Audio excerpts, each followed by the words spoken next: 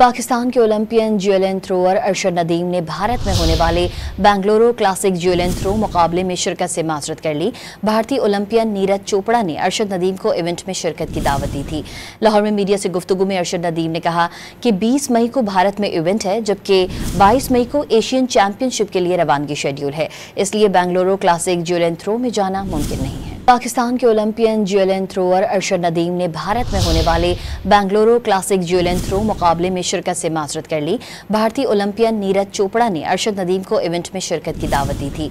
लाहौर में मीडिया से गुफ्तगू में अरशद नदीम ने कहा कि 20 मई को भारत में इवेंट है, जबकि 22 मई को एशियन चैंपियनशिप के लिए रवानगी शेड्यूल है, इसलिए बेंगलुरु क्लासिक ज्यूलिन थ्रो में जाना मुमकिन नहीं है। पाकिस्तान के ओलंपियन ज्यूलिन थ्रोअर अरशद नदीम ने भारत में होने वाले बेंगलुरु क्लासिक ज्यूलिन थ्रो मुकाबले में शिरकत से माजरत कर ली।